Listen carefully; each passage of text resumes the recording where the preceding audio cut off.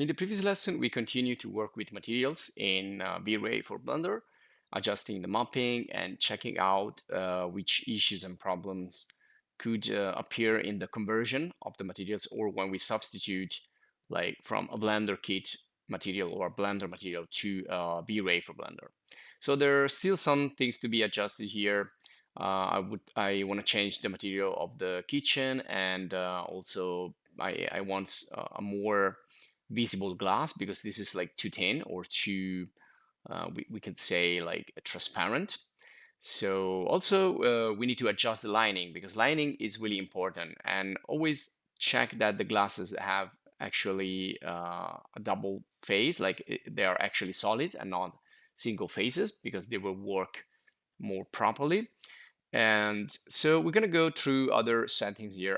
First thing I'm going to do is just increase the intensity of the dome light that it's in exterior, because we want some natural light coming in. The interior render is always a combination of natural light and artificial light. And also light can help you understand better the effects of the materials. And again, with the dome light, we have sunlight coming in, so we can rotate, we can adjust that sunlight entering the room, and that is also going to create beautiful effects and enhance the bump effect, the normal effect, the transparency, the reflections, and everything. So when you have good lining, you also have good results for materials. And also this couch here, I don't really like that material. Like, looks like leopard skin or something. So probably it's a matter of the dimension of the texture, so I can increase like the tiling here, but I want to try something else. So I want to remove this fluffy velvet that it's applied to this object, and I want to try something else. So I'm gonna select and remove the material, and also it's really slow because we have an interior and we're starting to have people and other stuff. So one thing I like to do in the view here is use the region render. So in the sidebar, you can activate the region render, you can deactivate it, or you can just use some shortcut keys to do this. Is Control B, and then you can click and drag and create the region. So Control plus B of the keyboard. Let me just show you this with the screencast keys. So Control B, and then click and drag, so that you can just concentrate on one single object. So that's a really good tool that we already have in Blender, and we can use it also in VRAY for Blender, and can help you to speed up the test phase when you're trying out different materials. So I want to create a new material here. I want to do something velvet. So I'm going to type here velvet. And well, we already have materials with that name, so it's automatically numbered. So let's call it like blue velvet. And now, so blue velvet, I need to define a general diffuse color. So it could be like blue. I would avoid like some really electric blue, because it's going to be too unreal. So, and also drop down the intensity of the color, make it more gray, so it looks again more realistic. And then I'm gonna go in the well, bump. We're also gonna talk about bump, but I'm not gonna use bump right now. I'm just gonna do something simple without any texture, just with the simple effects, simple values, simple colors, and that's it. I want to start with the simplest thing you can do, which is simple values and simple color. And in the transparency, in the section about reflections or shininess or brightness, we're gonna just use the sheen color, which needs to be a little bit more bright than the main color. And you can see it's gonna give you that nice velvet effect right away. And perhaps I can mix here like white and blue, or I can just put some the same color everywhere, or maybe I can try different combinations. But anyway, right now I'm just want to use a single one, and just wanted to show you how quick it is to simulate like cloth effect or velvet effect using the sheen. channel or parameter in the material. And then I'm just gonna apply to everything. Now, also here I applied a decimate modifier to make this a little less heavy, because pillows and you can see they contain a lot of phases, a lot of subdivisions, and that's good for details. That's good for having objects that look good, but also it's pretty heavy. So one thing you can do is decimate, and you will influence the rendering. If you want to make the viewport a little lighter, you can go in the visualization in the viewport of the object, and you can just turn on the box and the show limits. So it's going to be visualized just as a box here in the viewport, but it's going to look fine in the render. So it's kind of a proxy. And again, this is when you have really big scenes, really heavy scenes.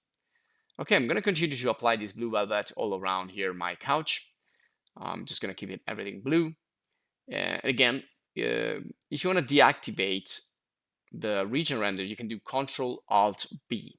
So Control-B to activate it, Control-Alt-B to deactivate it, and it's a really useful tool, definitely. So again, I'm going to continue to apply this blue velvet material all around.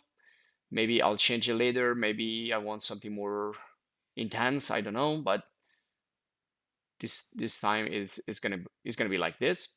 And we're gonna move on to the next material, which is going to be something with procedural map. So region render, you can also turn it off from here. So Control B to activate it and create the rectangle. And then also here, you can uncheck to deactivate it. And just saw another pillow there, white pillow. So let me apply the blue velvet material also there. So click on region render to deactivate it. So you can do it one way or the other.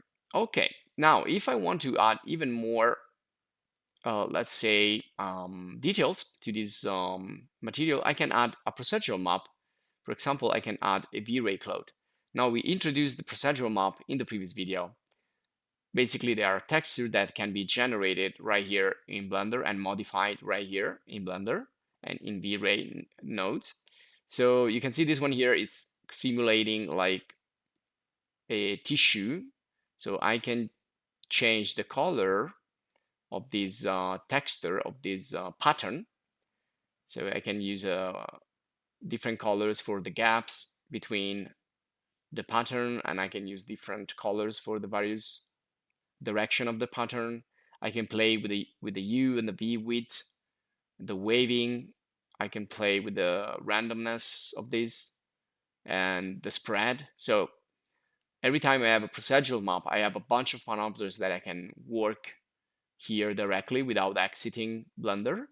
And these are now pretty big. So if I want to make it more like fine texture, fine pattern, I need to decrease the size as usual. So not here, but I need to add a mapping node.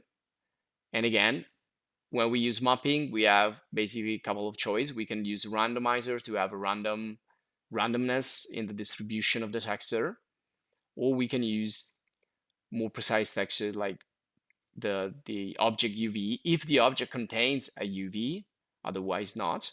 We already saw that in another video. Or we can just try with triplanar. Usually triplanar is better and it works properly in any scenario because it's kind of mixing the various textures in the various directions. And of course, we can then fix it with the resize or changing the scale. So increasing the repetitions to make it look smaller and even smaller than this. This is 10 right now, so probably want to go like 100. And I don't know, maybe a simple value sometimes is good enough. Like for the Sheen, I think it's good enough. But if you want to add some more extra effects, you can add procedural maps and you can add texture maps. And again, you can use the randomizer. You can see that you cannot use both, like the mapping and the randomizer. So the randomizer is just going to use the UV of your object. And then with that, you can change, again, the repetition or the tiling, the offset, etc., etc. But you cannot use like the randomizer with other type of projection. Okay, so this is the kitchen here. I applied a wooden material there, and it's not mapped properly. It goes like differently, so you need to again use a UV map for this, or just try with the triplanar. I'm gonna remove that wood because